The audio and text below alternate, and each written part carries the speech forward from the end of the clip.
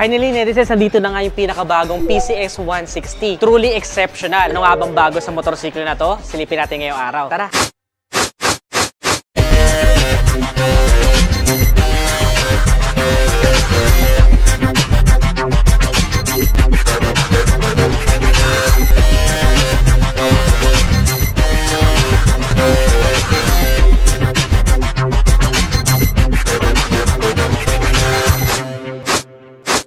Una ko napansin, netizens, dito sa PCX 160 na bago, sobrang linis at pristine ng bagong looks niya. Tignan nyo naman yung daytime running light niya dito. Napakalinis na ng tignan. Mas naging premium yung looks niya for me. At syempre, meron pa rin siyang Honda Selectable Torque Control System na nagsisilbi din traction control system. We also have split LED na mga ilaw, hindi nakakasilaw sa nakakasalubong. Medyo boxy yung pinaka front face niya. We still have the windshield for ease of use kapag pinapaspas tayo ng hangin during fast pace sa biyahe. And meron na din po siyang built-in na passing light para doon sa road sync. Meron kasi tayong dalawang variant. Isa yung road sync edition at isa naman is standard edition. Ano nga ba yung road sync? So yung road sync, netizens, is yung functionality ni Honda na kung saan pwede mo na siyang i-connect ngayon sa smartphone mo at makakapag-answer ka na ng calls dito lang sa pinaka-meter panel mo na 5-inch TFT display na siya ngayon. Kaya kanina nung tinest drive namin ay kitang-kita siya sa direct sunlight. Bukod pa doon, makikita mo din doon yung kung meron kang SMS or text message. Tapos pwede ka ding mag-play ng music dyan at saka mag-navigate ng maps dun sa pinaka-screen. Isa rin sa napansin natin, netizens, ay meron na pong cover ngayon yung kanyang handlebar. Hindi kagaya dati na naka-naked handlebar, which is isa sa mga trademark ni PCX. Ngayon po ay may cover na siya. Yung iba, siguro, hindi masyado type yan. Yung iba naman, hinahanap yung naked handlebar. Or yung iba, kagaya ko, mas nagpa-premium kasi sa akin tignan itong handlebar niya. For the seat, ganun pa rin. Meron tayo napakagandang seat upholstery na very makapit naman sa kahit anong texture ng ating pantalon na gagamitin. Two-tone siya. Very enough para mag-angkas tayo. Nandun pa rin yung comfort na isa sa mga trademark ni PCX. Isa lang sa napansin ko, netizens, ay medyo parang walang paint job. Yung kanyang pinaka-pillion ride step, para siyang silver lang. Kaya hindi kagaya dati na super seamless nung kanyang pillion ride step na parang part lang siya ng assembly ng fairings. Ngayon is medyo silver lang siya or parang wala siyang paint. And of course, para naman sa suspension ay naka-telescopic fork pa rin tayo para sa front. Pero sa likod, yung twin shock niya ngayon ay may sub-tank na. So kanina nung tinest drive natin, nagustuhan ko naman yung kanyang feedback sa bumpy roads, especially sa kalsada natin sa Pilipinas. Maraming mga baku-baku, sira-sira. Magugustuhan niya ng mga Pinoy. Kagaya ng pagtangkilik natin dun sa ADV 160. Dito naman sa front niya, meron pa rin tayong pocket. Nagustuhan ko dito is kasya ang ating iPhone 16 Pro Max, 1TB, fully paid. You know. Tapos, meron pa siya USB Type-C na charging port. And syempre, naka-keyless system na rin po ang motorsiklo na to. Dito mo rin pipindutin yung buttons para sa seat and para sa fuel. We have 8.1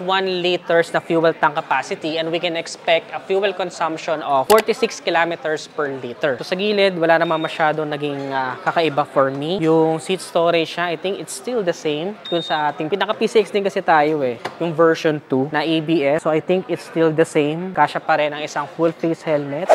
Tinabihan si Jao. Malis tuloy si Jao. Nakita niyo si Jao, moto sa personal. Mag-sing height lang kami sa personal. So may mga hooks din siya. Kung sakali man na hindi magkasya yung dalawang helmets dito, may mga hooks din siya dyan. Ito yung kulay pula, netizens. Nag-stand out sa akin yung kulay pula kasi unlike dun sa ginagamit natin na PCX 160, this time around, yung red po nila ay glossy na. So napakaganda nito ipa-ceramic coating kasi glossy na di ba? For the standard variant, yung PCX 160 niya is silver. For the road sync variant naman ay gold naman po yung kanya emblem. So, same pa rin ang positioning pag inupuan natin. Abot pa rin naman po ng 5'4" in height na kagaya ko. We have the upright sitting position, napaka-comfortable, pwedeng mag-angkas kahit malayo ang biyahe, walang problema. Pwede kang maglagay ng top box kung gusto mo ng extra storage while traveling. And then, kapag ka nangalay ka na, you can extend your feet dito para sa cruising style. Yun talaga yung isa sa mga hatid ni PCX yung comfort. Nandito yung configuration para dun sa ating meter panel. Dito mo siya i-configure. Wala ding paint job yung ating mga brake levers.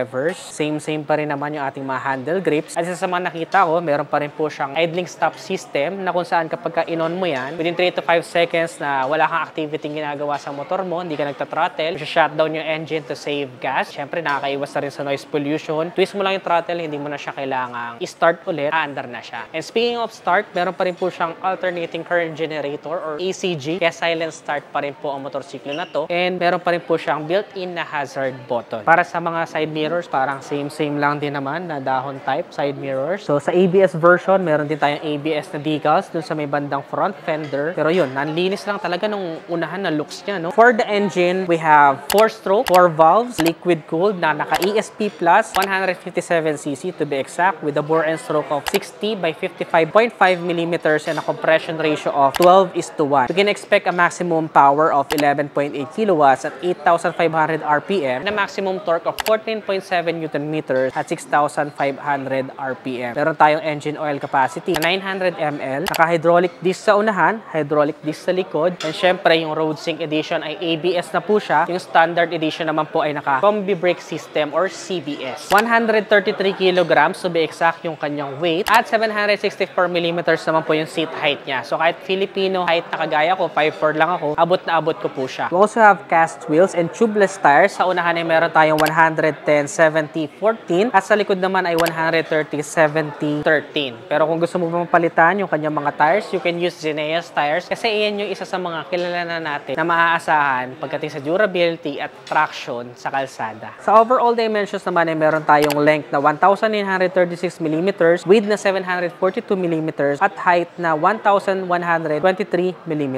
And meron naman tayong wheelbase sa 1,313 mm.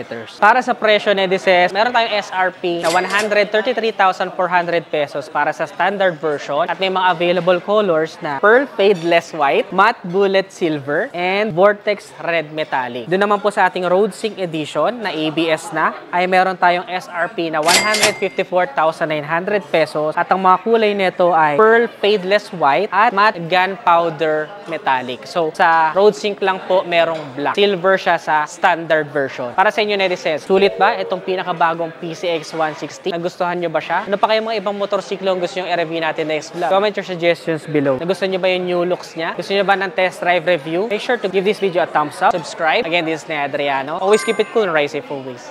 Finally, Nedises, nandito na nga ang pinakabagong PCX 160. Tignan nyo naman yung bagong looks niya, no? Napaka-pristine, sobrang linis. Ang ganda na itong bagong headlight ni PCX. Tignan nyo naman yung daytime running light na yun, no? Mas malinis na siya ngayon. Meron pa siyang Road Sync Edition. So, ilan sa mga nabago, Nedises, ay hindi na siya naka-naked handlebar na isa sa mga trademark ni PCX. Pero ako naman, appealing naman sa akin tong bago niyang handlebar kahit yung mga fairings na. Mas nagpa-premium pa nga sa pakiramdam ko, to be honest. Pero yung iba, kayo, ano bang palagay nyo? Naked handlebar or ganito na may cover? Naka-TFT display na rin po siya, kaya kahit na direct sunlight, makikita ninyo yung display ninyo. Bukod pa dyan, meron silang tinatawag na Road Sync, na kung saan, pache-check mo yung messages mo, pwede ka mag-answer ng call, pwede mo na i-connect sa music. Dito mo sa bandang gilid mako-configure yung nasa pinaka-display mo. Of course, may sub-tank na. 2 variants, isang standard at isang Road Sync. May USB charging port din po tayo dito. Type-C ready na rin po. Nung tinest drive nga natin siya, nagustuhan ko itong baso niya kasi mas naging maganda na yung feedback niya sa bumpy roads. Sa napansin ko, medyo silver na yung pinaka pillion ride step natin. Hindi kagaya before na parang super seamless ng pagkakalagay. Keyless pa rin po ang motorsiklo na to. Itong Road Sync ay meron din siyang passing light. 154,900